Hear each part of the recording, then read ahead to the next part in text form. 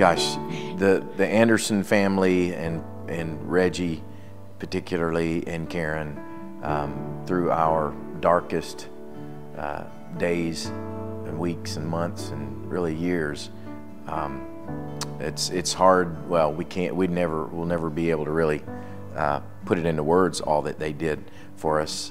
It began with, that was, probably one of the first phone calls made, if not the first from you, was to Reggie, when the accident had just Karen, happened. Trying to find her. We were supposed to actually meet them. We were meeting them. They were leaving for Ireland the next day, and we were meeting them for dinner.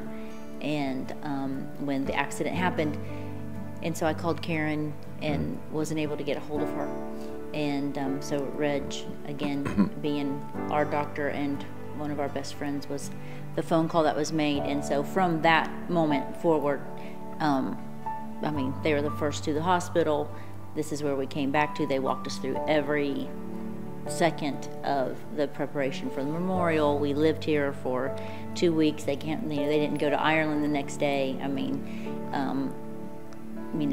He had he doesn't take much time off, but he had that whole week planned to be off because they were going to Ireland, and so he and Karen were right by our sides. And honestly, those days and weeks and months that followed are such a blur, and so many. They didn't just walk with us. They carried us. We were camped out here. They watched every move our son made. Obviously, the accident involved our son, Will Franklin, and then our other children.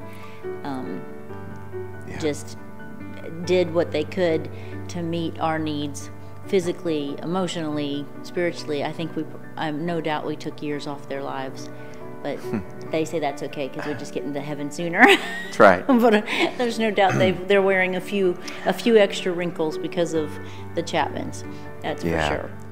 Well, I can very confidently say that of all of the friends, of all the relationships that we have, and probably a lot because of what we walked through. And this was the house we're sitting in, is the house that we camped out in after we lost Maria for a couple of weeks, and the place that we've continued to kind of run to as a refuge and sort of a hideout when we needed it.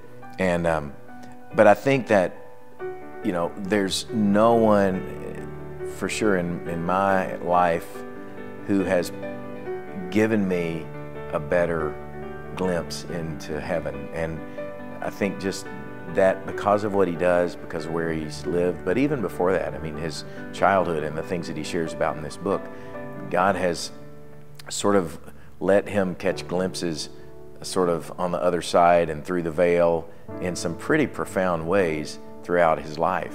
And because Reggie is a doctor, he's one of those guys that there are certain people, when they tell you their stories and they tell you these fascinating stories of how God revealed something to them, and it's not that you discount it, but you kind of go, well, that's sort of, they have a flair for that. They have a sort of a flair for, these fantastic stories or whatever, and you kind of wonder, well, but, Reggie as a doctor, a guy who, everything is very scientific and medical, and this is the equation, and this is, so when he's telling you those, that it's not, it's not coloring it up to just kind of make something fantastic out of something sort of normal. It really, it's the real deal.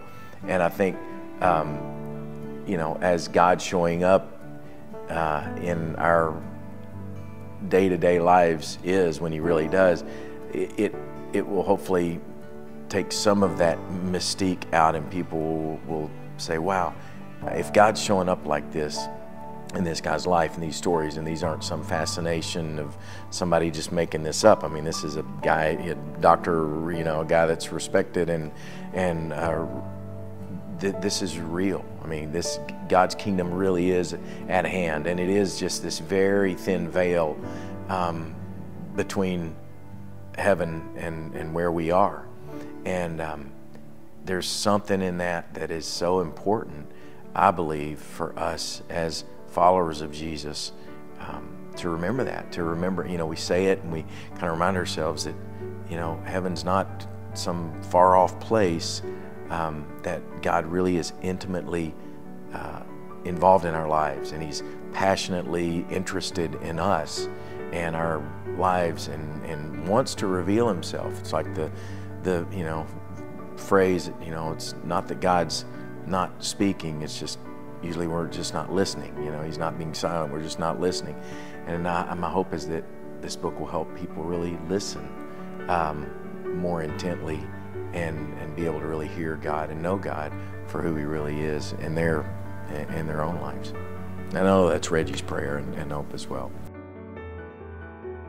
Well, I believe for both of us, I know it's Reggie's hope, and it's definitely our hope with this great book that our friend Reggie Anderson has written, that it really would just help people understand that heaven is real, that it really is not just heaven somewhere off, but it's showing up in our lives, in our world, every day, every moment, if we're looking for it, listening for it.